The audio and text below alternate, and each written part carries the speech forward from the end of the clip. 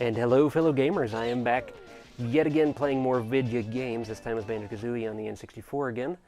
The last time I played a sizable chunk of Gobi's Valley until I got squished to death in King Sandybutt's tomb. So I'm going to go back into that same level, and I did save what progress it would actually allow me to save in there, so there's some jiggies that I won't have to get again. But I lost all the notes, so I'll have to get all the notes again. And this time when I go into the level, I am going to go straight for King Sandybutt's tomb, because then, if I die again, then I won't have lost anything, really.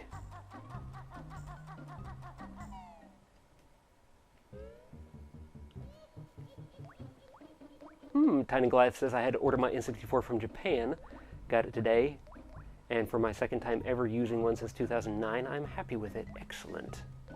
Why did you have to order one from Japan? I'm guessing you specifically wanted a Japanese Nintendo 64? Because if you happen to live in the United States, they're quite plentiful here, so...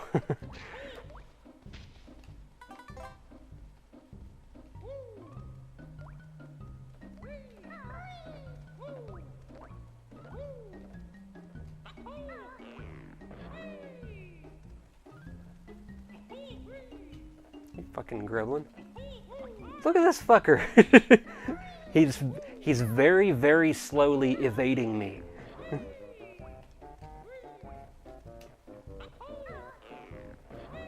You buttfuck! This fucking dude, die! I didn't even have to kill him in the first place, but now I had to just to, out of spite. And we have another new person in the chat here, Michael Salgado. He says, hello, hello. Hello, hello to you too. Welcome to the stream. Playing me some banjo. You can watch if you want. You know, I don't normally talk like that. I'm told I do have a bit of an accent, but if I start talking like a hick like this, it's because I'm doing it on purpose. And I'm too lazy to go back and get the boots, so I'm just going to do this. And I'm going to take some damage this way, but not much.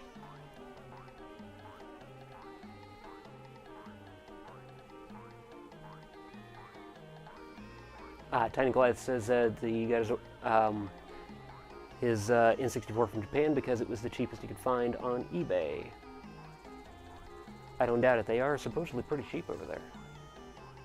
They're normally 90 to 125 Canadian here. Got mine for 40. Excellent. That is cheap, actually.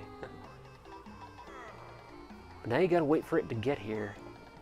I don't know how fast shipping is from Japan to Canada, but from Japan to the United States is about, well, depending on how much you're willing to pay, it typically takes like a week and a half to 2 weeks. And I'm impatient, so I buy things from here if I can possibly do it. My 45 got his for $47.50 US. Came with all the controllers and thing.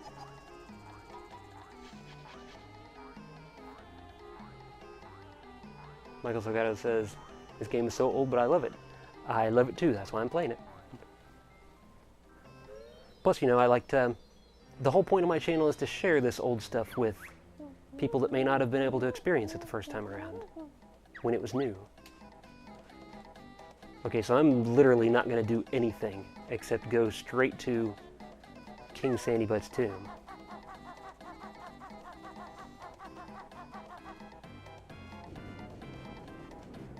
I might still have to do something, though. In fact, now, yeah, I know I do. Because I have to unlock it first. Well, maybe I don't. Maybe it's still up. It is still up. Sweet. Because to unlock it the last time, I had to go around the edge of this platform thing that I'm on right now and feed the Jinxie statues. But it saved that, so I don't have to do it again.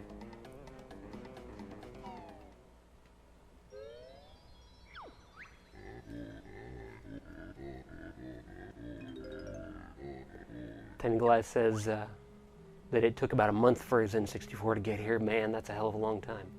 That's a long time to wait for a toy, dude. I feel you. That's how long it's taken to get some of my toys. My expensive, rare toys. Tiny Glass says, I played some Banjo on an emulator a few years back and fell in love with it. I'm figuring to buy it in a few months. Excellent choice. If you're going to get this game, then I also recommend you get Banjo-Tooie, sequel to this game. I went left the last time and it dead-ended, so I'm going to try going right.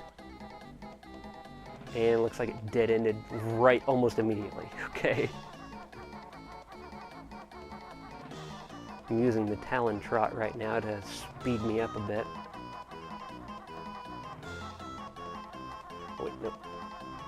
I'm remembering some of this. Oh, there was one up right there.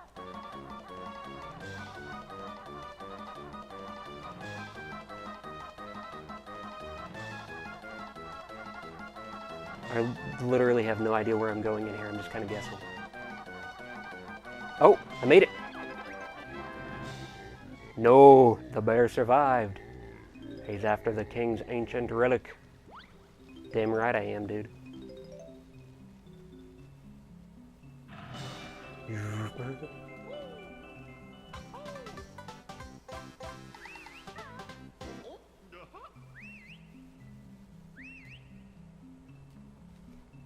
Michael Delgado does, and Donkey Kong too. I love Nintendo 64. I'm thinking Michael Delgado might be using speech to text because it actually said it as Don King Kong.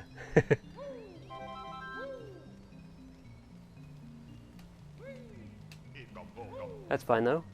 Whatever gets your messages into the chat is fine with me. Wonder if that will ever... Okay, it does. I was going to say, I wonder if that will ever open again now that it's closed and I got the Jiggy.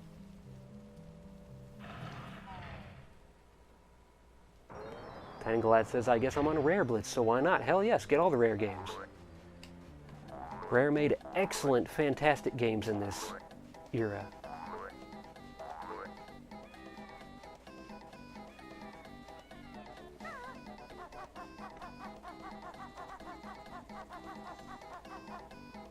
Alright, so now I can actually wander around and get stuff and do stuff, somewhat without fear.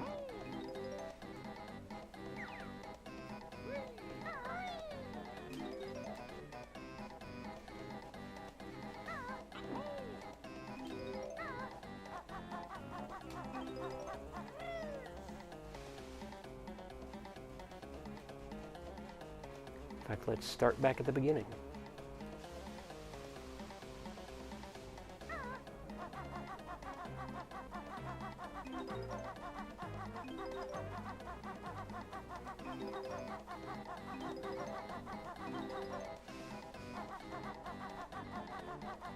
It's going to tell me I can't use the shoes.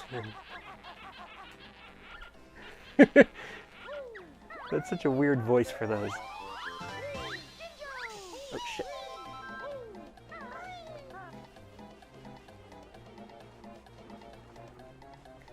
Now the beehives that have the bees around them, it's best to attack them from a distance. Otherwise, if you roll into them like you normally would, then the bees will start attacking you. Whereas I think if you do it from far enough away, then the bees will just kind of get confused and be like, what the fuck? And then they'll leave.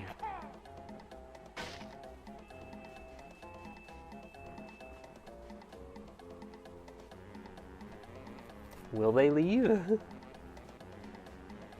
Or do I have to use an invincibility feather? Yeah, shit. Yeah. Friggin' bees. There's Trunker again. He's still thirsty.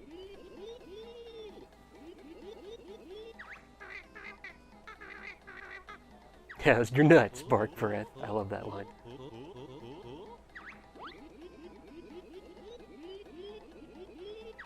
I mean, 45 says I'm back like slalom.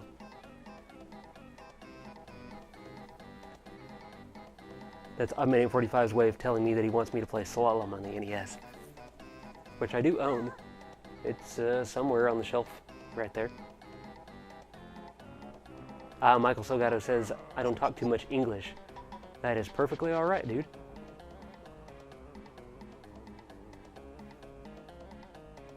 You actually fooled me pretty well, so that means that you speak English better than you probably think you do.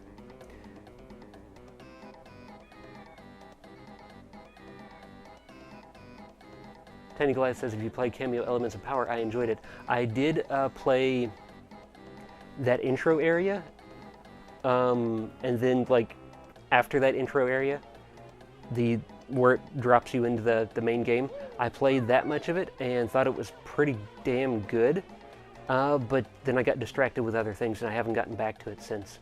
That was just me playing personally, though. I haven't played it on my channel. I do own the game, though, and I would like to get back to it at some point. But I do have a lot of the music to the game in my music library, and let me tell you, Steve Burke writes some epic friggin' music. Like, for some of those songs, I wonder if anyone told him that he was, you know, just writing music for a video game, that he wasn't writing, he wasn't supposed to be writing, like, the most epic music known to man.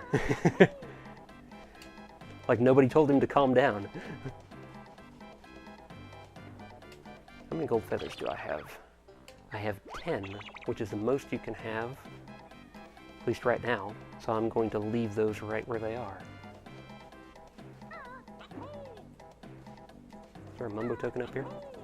No. Sometimes there are Mumbo tokens up above high stuff. Guess I have to unplug Jinxie's nose again. My nose is all blocked up.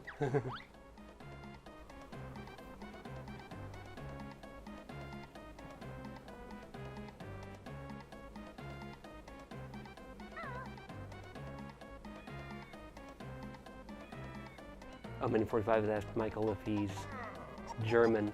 He says, I'm not German. I'm guessing the Salgado surname probably means either Mexican or Spanish. Possibly Italian, but then again, I'm not, like, world versed, I guess you could say, so I'm just kind of guessing. Mini45 confirms our language can be very difficult. How about fucking stupid? English is a retarded language. It needs to have more characters for all the different sounds you can make in it. It needs to have more alphabetical letters.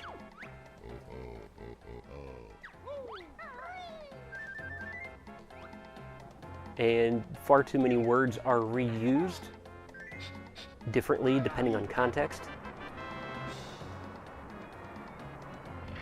And it's syntactically very inconsistent. Of course, that's coming from a software developer. Most of the languages I know are computer languages and thus are much more structured and consistent. Tiny Goliath recommends that I finish Cameo Elements of Power. Maybe I'll actually play that on my channel at some point.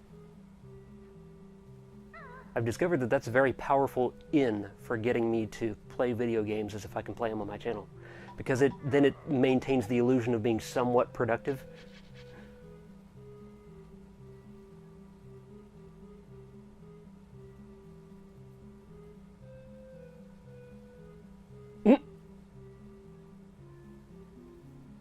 Man45 says, dude, the best video game theme is from the skiing event in Winter Games for the NES. I have Winter Games for the NES, and I've played it personally. You've got to be trolling or something, dude, because that game is shit. There are some of the events I couldn't even figure out how to control. It's like I was pushing buttons on the controller, like the figure skating one. I tried for like probably 10 minutes doing all kinds of different button combinations, just trying to find some correlation between my button presses and the action on the screen. I couldn't find anything.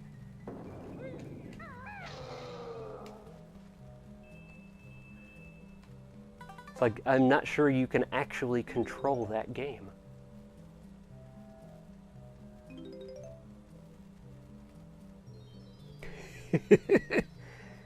And Oddman845 says, of English, P plus H equals F. Yeah, what the fuck, dude?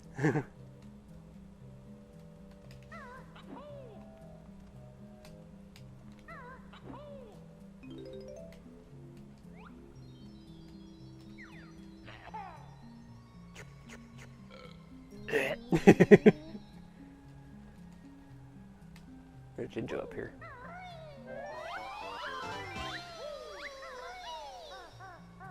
Yep, can't make it.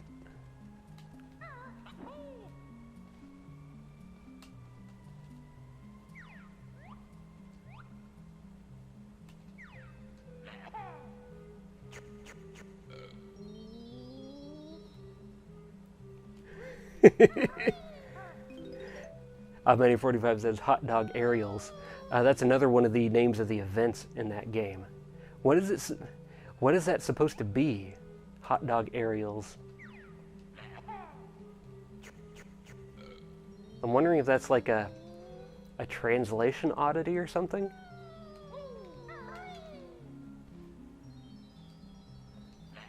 But it's like either skateboarding or BMX biking, I think.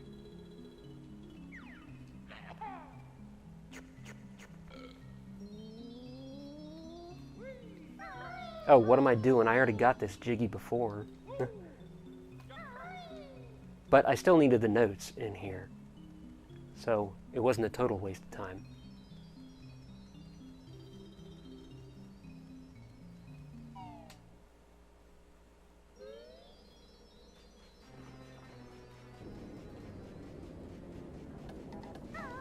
Ah, fuck you, grabba. So I also need to get the notes that are around that back edge right there. Can't see them because they're too far away, but they go all the way around Jinxie.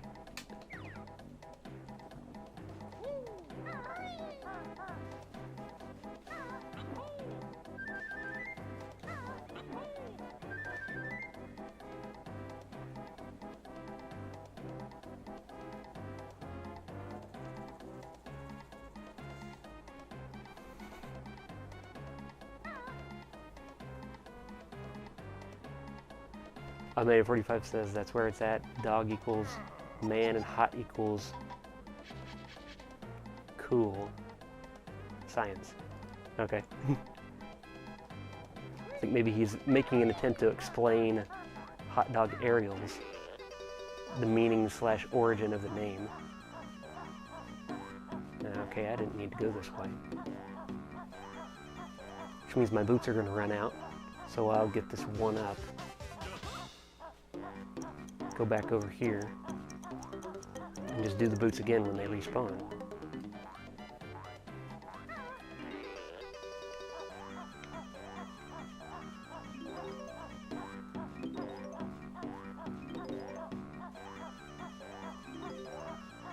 Many45 says hot dog aerials equals cool man aerials. Maybe they were trying to invent some hip slang when they named that game and they just failed horribly.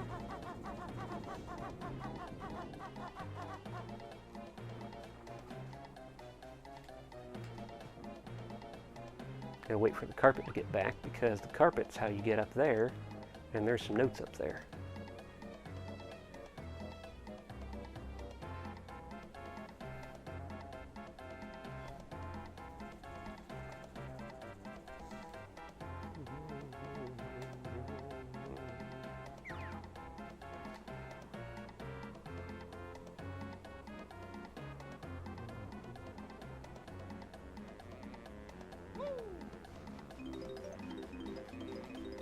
And not going in there because, as I showed in the previous video, you're technically not supposed to get in there. I unlocked that door by putting in a secret code, and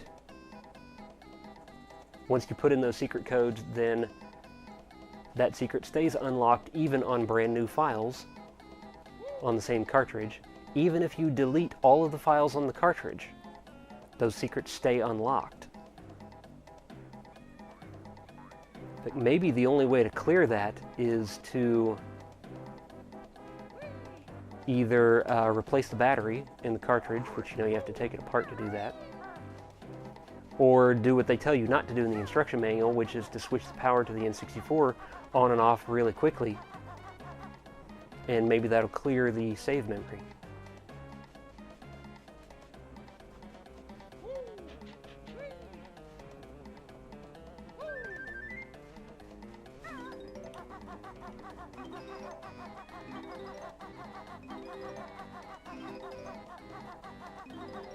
Oh.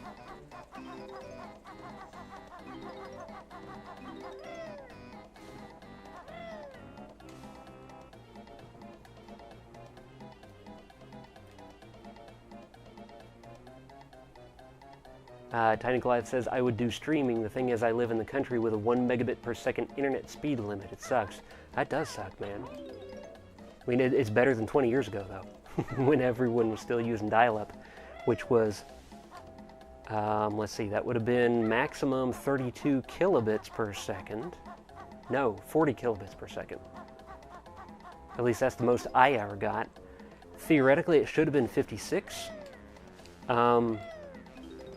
Here in the United States, FCC line speed limitations limited it to 53K, which is why you never saw any modems faster than 56 kilobits per second. Because they could have made them, it could have been done, but it was pointless because lawfully it would not have been lawful.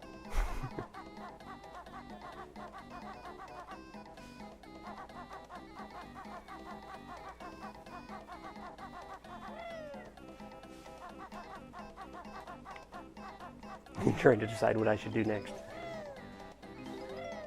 Get those notes. I will hit that switch, but I'm going to go look over here. Okay. All it is that beehive. Oh, I almost missed these.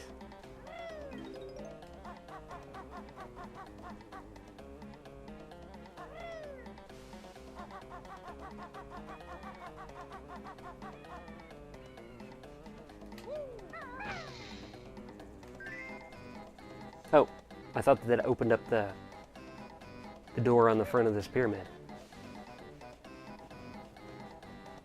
Even though I did that in the last stream, I've already forgotten.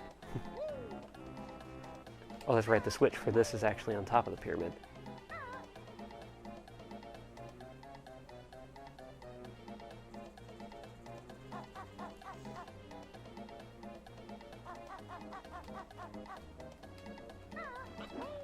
But Tiny Goliath, as you'll no doubt see at some point, even I'm not immune to internet connection problems. In fact, if it works typically, then at around about the 1 hour streaming mark, I'll start randomly dropping frames. I don't know why it's an hour, but it's consistently an hour. But I'm broadcasting right now at 4 megabits per second. I can go higher than that, and I have gone higher than that, but it starts to get iffy. Oh, I already got this one. I already got the Jiggy in here, so I can leave.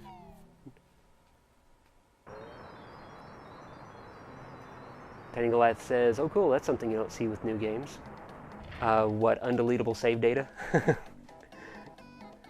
He also says, yeah, I think swapping the battery wipes all data from the save ROM. It should, because the reason why there's a battery in the cartridge to begin with is because the save RAM in the cartridge is volatile. So it has to be powered in order to retain its contents. So you remove the battery, you remove the power, that should erase it. Whereas things like modern memory cards and stuff like that, that's non-volatile storage, it's flash, which means those don't need batteries to retain their data, which is why they don't have batteries. And you can have a like say an SD memory card, you can have it disconnected and sitting on the shelf literally for years, and you can pop it into something and all your stuff will still be on it.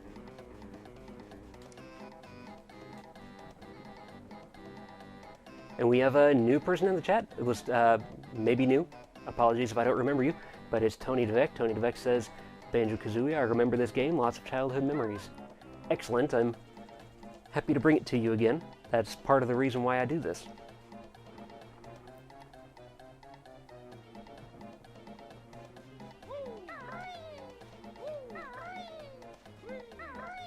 Usually people in the chat I recognize more by their avatars than their names, because I remember pictures better than names.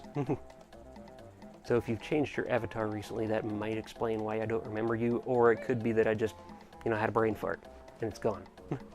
That is Gobi. Too hot for Gobi, I need some shade. Please help me. So I think you just bust this rock here, yeah. Now he can run away. Here's your reward, bear. Gobi's off to cool down.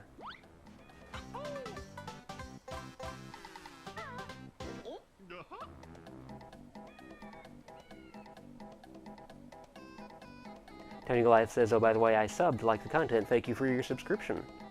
Tiny Goliath. I put out at least 3 videos a week, which are live stream gameplay videos just like this. Mondays, Wednesdays, and Fridays at about 9 to 10 p.m. Central Standard Time is when I live stream. I also have some other ongoing projects and some other kinds of videos that I do, which if you wander around my channel long enough, you'll see what those things are.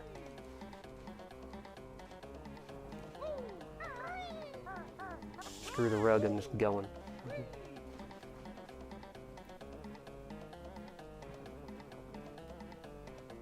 Tony DeVec says, this is my first time on the stream. Well, yay, I feel better now for not having forgotten someone. Oh, fucker. Still got him. Okay. So now I'm just looking around for other stuff to do. I know I still haven't gone flying around yet, which I'm going to do that as soon as I do everything that I can do on the ground.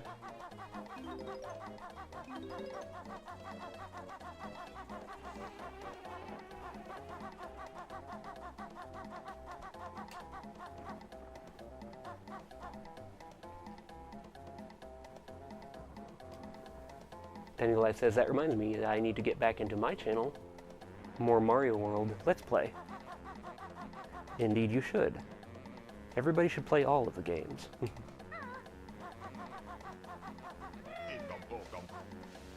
Yes, I did see that switch over there. Just looking around a little bit first. I think that door is actually where you come out of, and this switch opens something up on top of this pyramid-esque thing here. And I might only be able to get to it fast enough if I have the shoes up there, which I don't. I haven't unlocked those yet. Oh, shit. Yeah, see, there it goes. But maybe I can get there a little faster like this.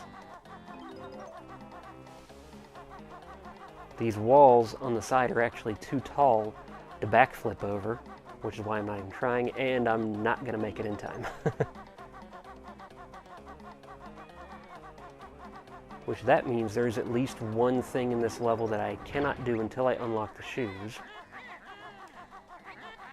Which means I will not be completing Gobi's Valley in this stream.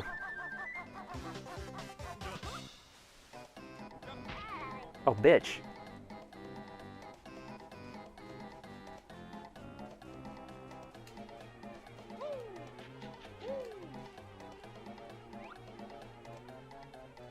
But unless the new move that I haven't found yet in this level is indeed the shoes, which it might be. Okay. To get those notes, I need the boots from up here.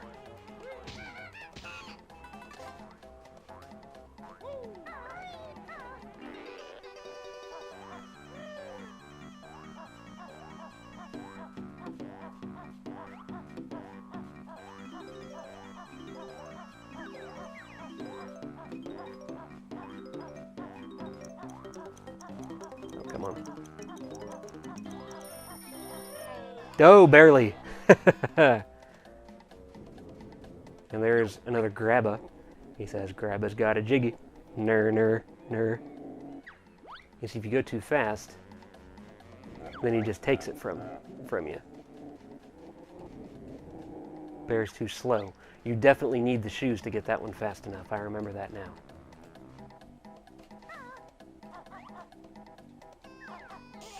Ow.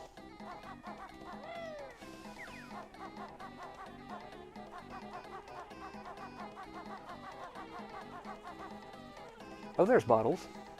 It's way up here.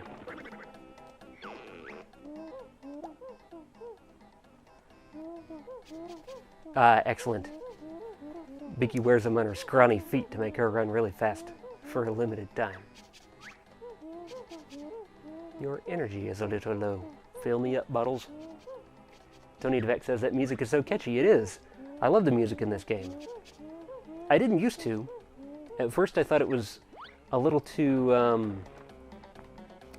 I thought it was a combination of being simplistic and a little too bouncy and a little too happy. But the more you listen to it, the more you notice how the music is deceptively simple. It actually has quite a bit going on melodically. And Rare is one of those few developers where it seems like they actually put a priority on the production of music. In fact, the music in Rare's games is some of my favorite out of all of video gaming. Okay, so I got the shoes. So let's go back to places where there are shoes. Oh, another reason I need to come back over here anyway. Because now Gobi is down here in front of Trunker. This tree looks a bit thirsty, but I need all my water for myself. So I'm going to force it out of him. Ugh! Trunker says, ah, lovely water. Trunker feels great. And it gets really bonerous.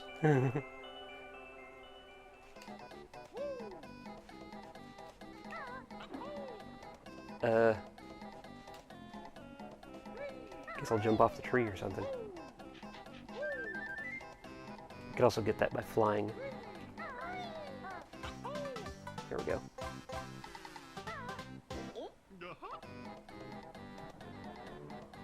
Ah, we've been joined by another new person in the chat. Kevin Hosley says, find Bottles and you'll be able to make it. And I did, so indeed I will be able to. I like unlocking new abilities like that because it expands the game. In that sense, the game is a bit like a Metroid game / Zelda game, in that you can access more of the game as you go, and that's of course my favorite kind of gameplay.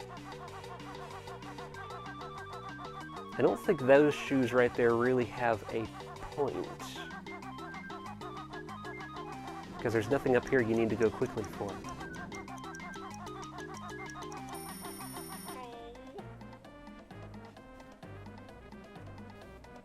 Tiny Goliath says, I've been contemplating doing a weekly video history blog of some kind relating to the games I've played throughout my life.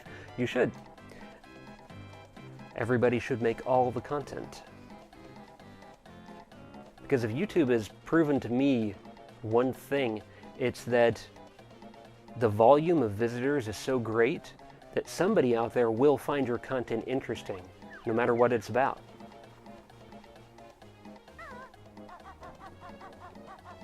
And plus, they don't call it YouTube for nothing. It's all about giving your perspective on things. And of course, nobody can give that but you.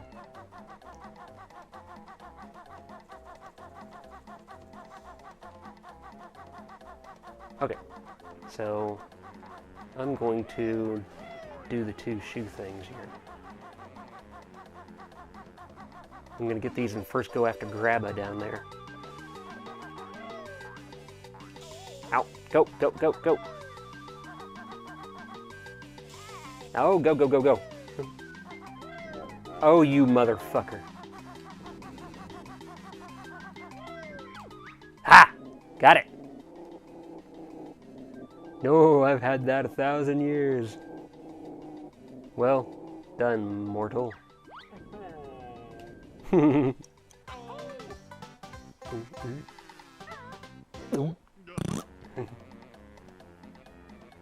Dweck says there is beauty in simplicity. Yes, indeed there is. Grant Kirkhope is one of the greatest composers of all time. I agree with that too. Other notable video game composers include Nobuo Uematsu, who composed the music for a lot of Square games, particularly the Final Fantasy games. Also Koji Kondo, but who doesn't know Koji Kondo? And also Rare composers include, well, former Rare composers. I don't know if any of them are actually still left at Rare, but Robin Beanland and Graham Norgate.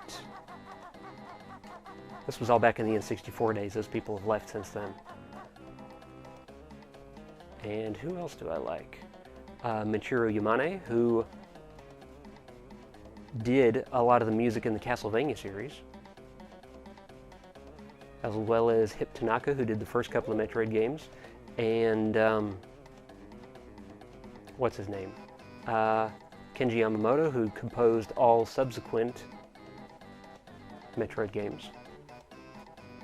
Trying to remember what I should do next, because I'm busy listing off composers and I should be playing the game.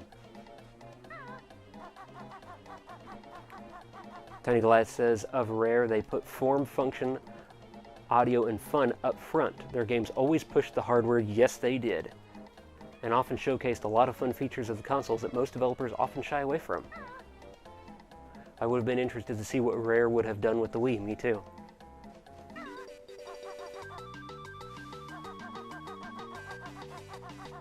Back in the days when they were with Nintendo, they certainly had a reputation for the utmost of quality and for pushing the hardware, just like you said.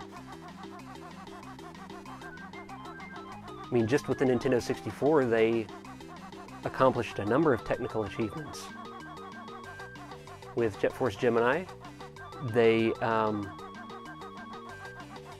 did widescreen. No, bitch! Oh my god, that's such a tight time. Ow. But with Jet Force Gemini, they did widescreen output, which was almost unheard of in those days, because there were hardly any actual widescreen TVs, at least in the United States. Most TVs didn't become widescreen until HDMI came along.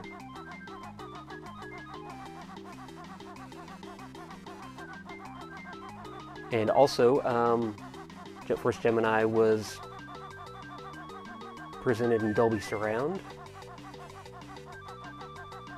And then for Donkey Kong 64, they did the real-time multiple colored lighting sources, god damn it.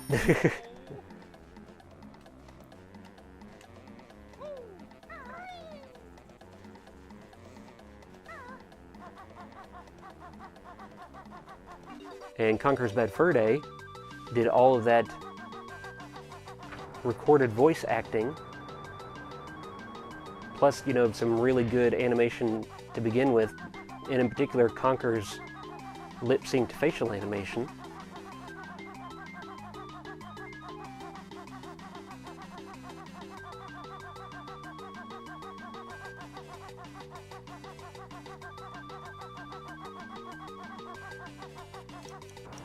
Ah, god, man, that's tough. But yeah, if Microsoft hadn't bought out Rare back in September of 2002,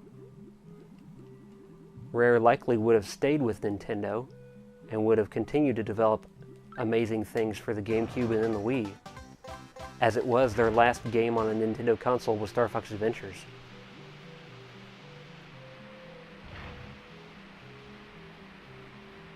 Yes, then the water drains out of there and fills up that, and now I'll be able to swim to the bottom of that.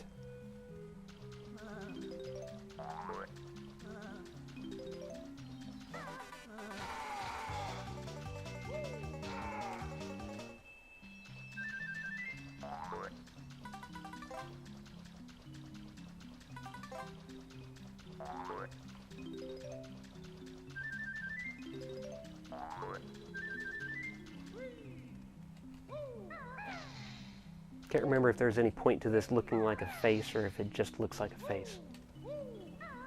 I think it just looks like a face. Tony DeVec says, too bad Rare was purchased by Microsoft. Banjo died after that. Pretty much, there's only been 2 Banjo games since that, which was Nuts and Bolts, which, you know, I played some of, and it felt like Nuts and Bolts was more like a concept game with the car building mechanics that they just kind of shoehorned Banjo into. I think that model would have worked much better for a Blast Corps game than a Banjo game. And then there was Banjo-Kazooie Grunty's Revenge on the Game Boy Advance.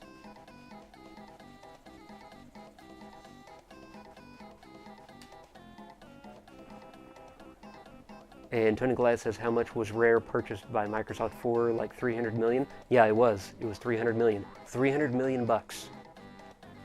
Which at the time, Rare was worth that much, I think. Well, I still remember people being really shocked that they paid that much for Rare.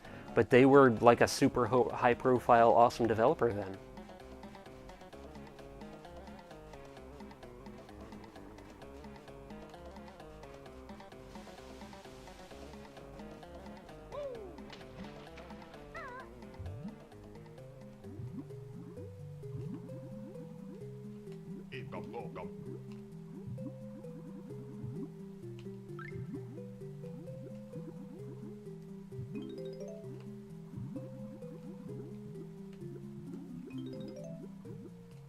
Almost got all the notes.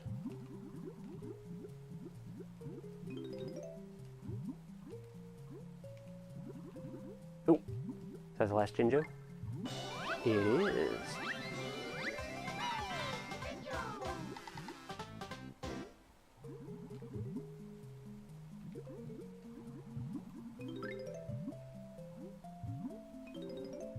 I'm about to drown.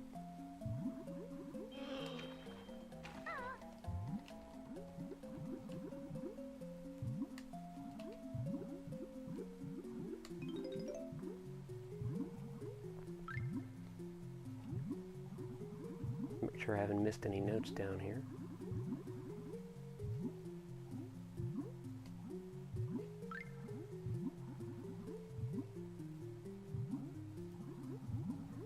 We've been joined by Kilogast. Kilogast says, Jeremy keeps telling me this is a different game. Yeah, I know. I kept telling you what game it was on the last stream, and you kept guessing what it was, and you were wrong every single time. So I think you might be having brain problems. Perhaps you need to open the glove compartment and fetch your brain medicine.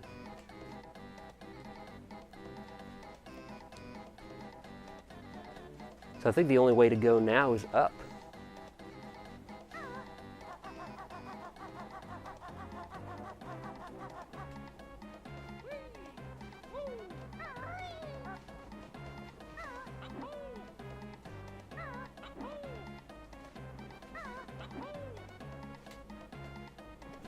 Tony Vec says, let's not forget about GoldenEye and Blast Corps. Yeah, I've actually played quite a bit of Blast Corps on my channel.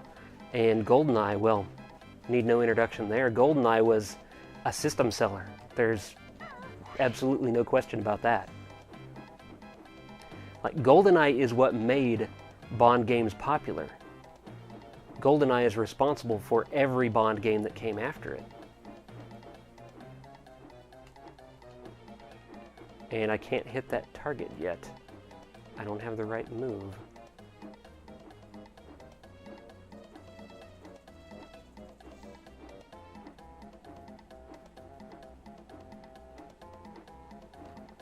Hopefully that doesn't unlock any notes. Hopefully it's just a jiggy, because that means that the move for hitting that target is in another level, which means I'd have to leave this level, which means I'd have to lose these 92 notes that I have right now. Collect them all a third time.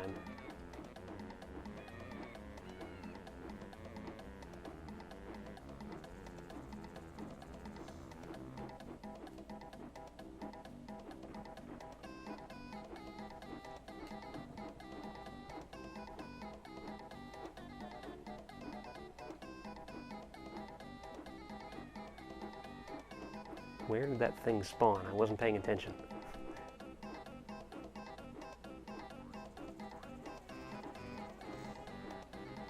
Oh, I can try in vain to get this thing. Oh, sweet.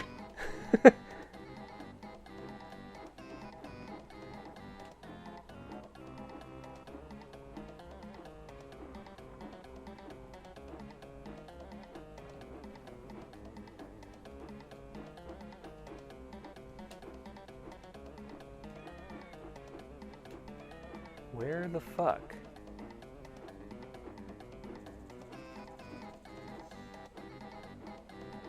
Oh, it was, like, right over there. The first one was, like, right here, and it spawned right over there.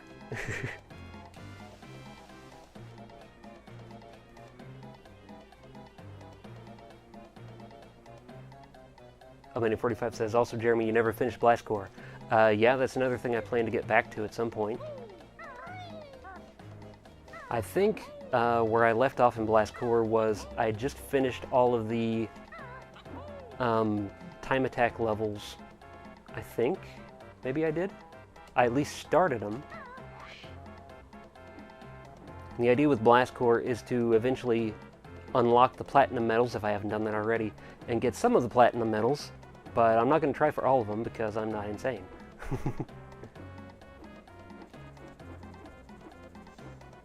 Then I'll consider Blast Core to be done.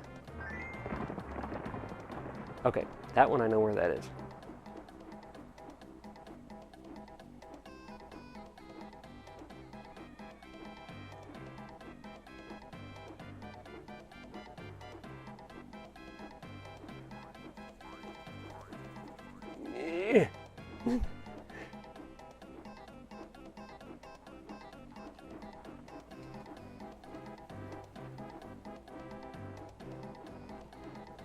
Oh, for fuck's sake.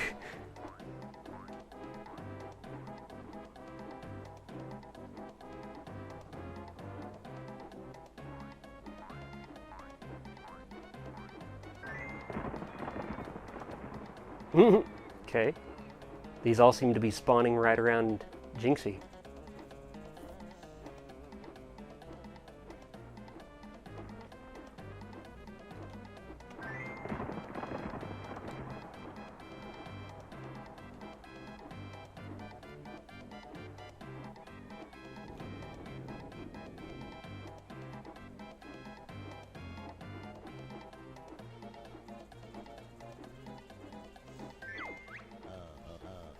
Only joking, mortal, we can only give you this.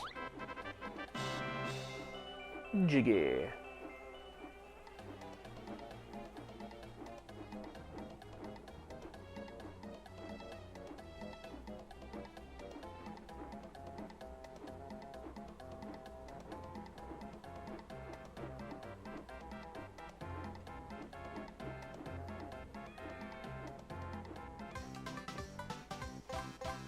Okay, so that's 9. Oh fuck, now what do I do?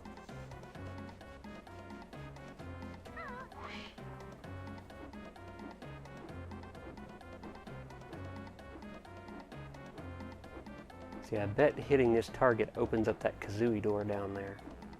And then I can go inside that pyramid.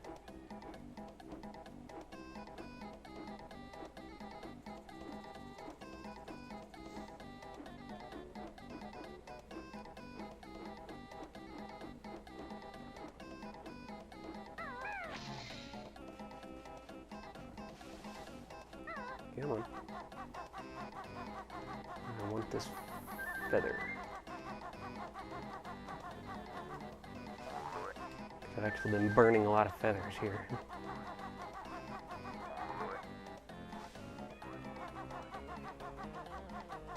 Yes. I'm thinking that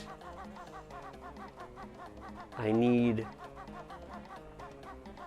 I think it's called the beak barge move to hit that target up there,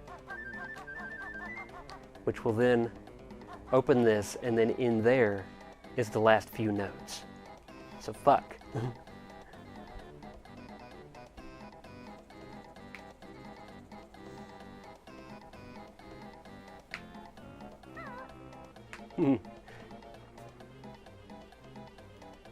Gilliga says, Perfect Dark, which made GoldenEye look like poo. Indeed, it was an improvement in every way. GoldenEye was certainly an amazing achievement, but Perfect Dark took everything that GoldenEye did and made it better. Yes, definitely. Especially the multiplayer. I mean, to call it flexible is like maybe the understatement of the millennium. There was so much you could do. And one of the things I loved about Perfect Dark in particular is that you had so many options, and you could turn them all on if you wanted to, and the game would slow down to like 2 frames per second. But the point is, it would let you do it.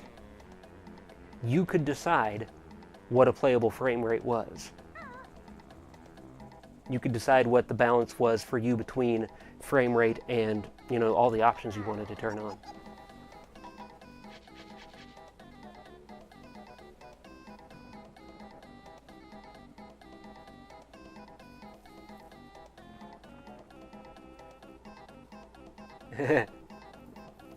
Up945 says the first stream of mine that he ever watched was Tetris on CDI, and he was the only viewer.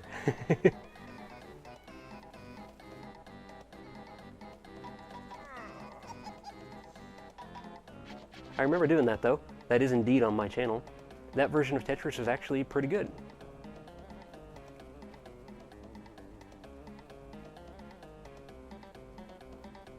Looks like Tony DeVec's parents didn't let him play Perfect Dark at the time because it was rated M. That sucks.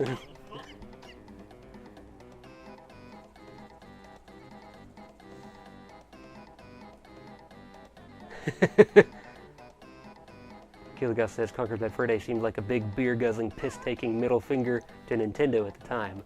Shortly after, Rare was no more. The thing is, though, even though Rare technically published that game themselves, if Nintendo wanted to, they still could have stopped Rare from publishing that game.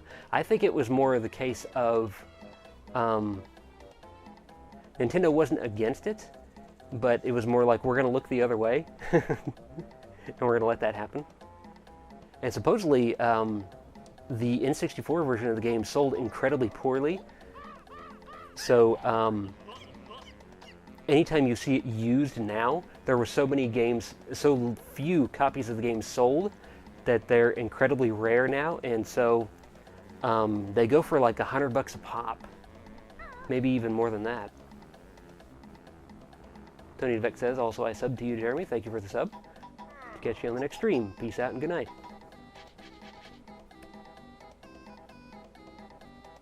And Shazam Hamden has joined us again. Welcome. I'm still playing some more of this game, and I'm thinking that I might actually be fucked. Because I need the move to hit this target up here. Can I climb this? I can. But it doesn't do me any good. I need the flying move where, you know, you bash into that target. And I don't have it yet. And I'm pretty sure that's the last Jiggy in this level, and I think also the last few notes in this level are inside there as well. The last 8 notes.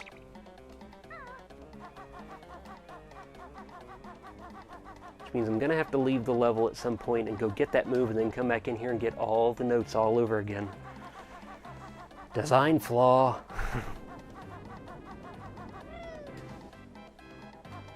Unless somebody else knows of some notes somewhere that I didn't get.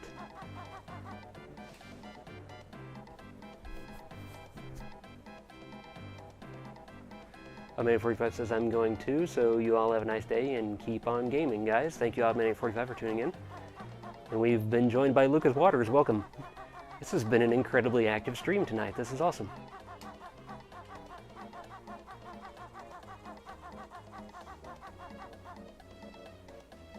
Let's just make sure that there's not any notes up in these trees that I've been missing.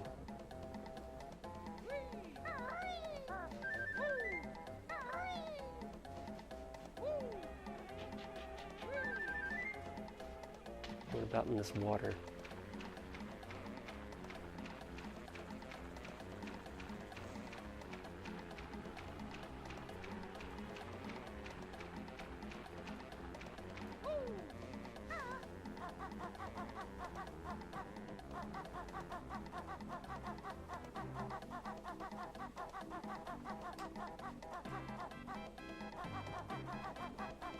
I got the notes that were along that back wall right there.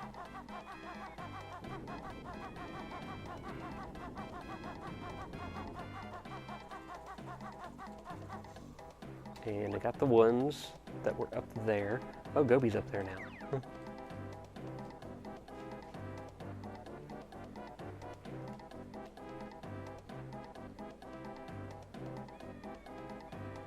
I think now if you talk to him, he says, oh shit.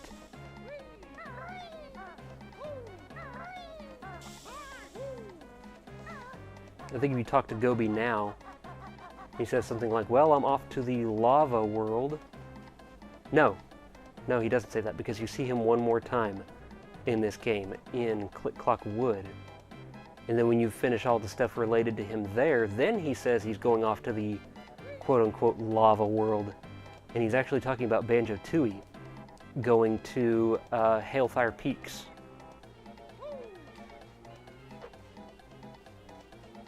Hello? Oh, he's got that thing. Okay, I was wondering about that. But that's it. I'm leaving this desert to find some peace and quiet.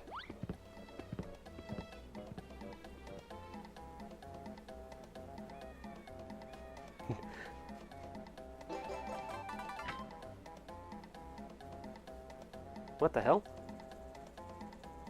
Looks like my stream is hiccuping. Sorry, guys. Video output low, of course, because I hit the 1 hour mark.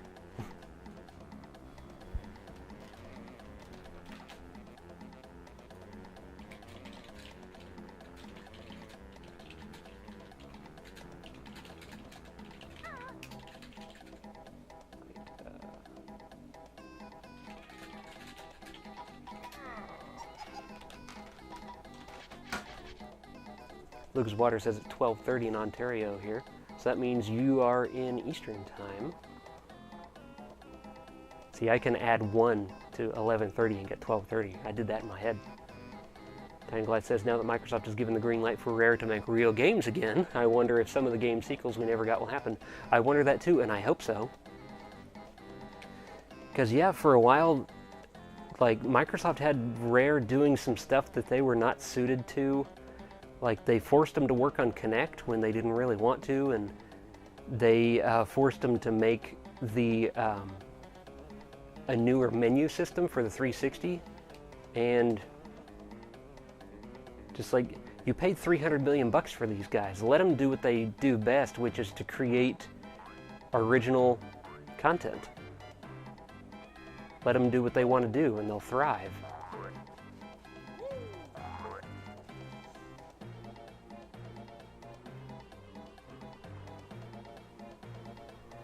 And Gevorg Marajalin has joined us. Welcome again.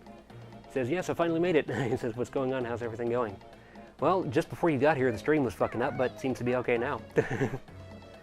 I'm like 8 notes short in this level, and I think they are in the only place that I can't get into, which is inside this pyramid, which I think is because of this target right here, which I don't have the right move yet to hit.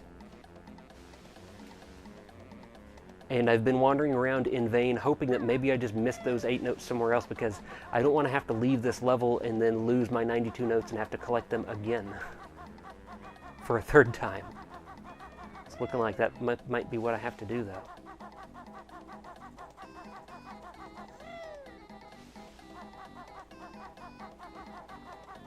I got the notes up on that pyramid right there.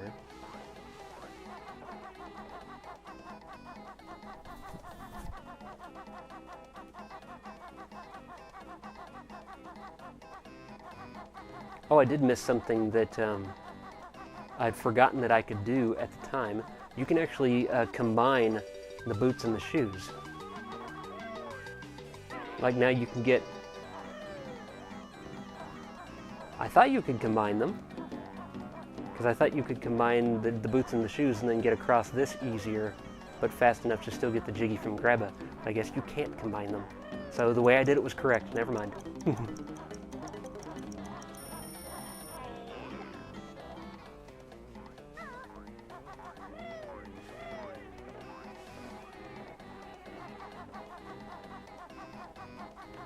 Oh, I see.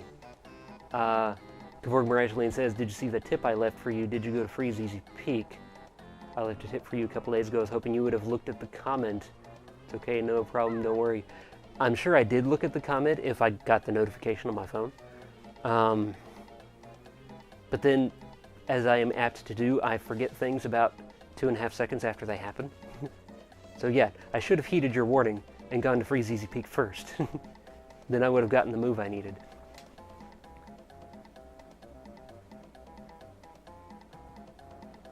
Lucas Water says, where are you at, Jeremy? I am in the Central Time Zone in the Midwest, and that's as specific as I'm gonna get. Looks like my stream's trying to fuck up again. Listen. Jormware is doing us excellent. He says, super fan checking in. Just in time for probably the end of the stream because Gavorg Mirageline has confirmed my suspicions. I can't do what's left to do in this level until I get a move that's in another level. So, yeah, I think I'm going to end right there. I'm going to save. And that is the end of this recording. So, thanks for watching. For the people that are on the live stream right now, stick around for the after show. But for the people that are watching exclusively on the recording, you can catch my next live stream on Friday at about 9 to 10 p.m. Central Standard Time. I typically live stream on Mondays, Wednesdays, and Fridays, and you can be notified by following me in one of two ways, either on Twitter, because I send out a tweet just before I start a live stream, and you can find a link to my Twitter profile on my YouTube channel page, or you can subscribe to me on YouTube and hit the little bell notification thing. So until the next live stream or video or whatever happens to be, I'll see ya.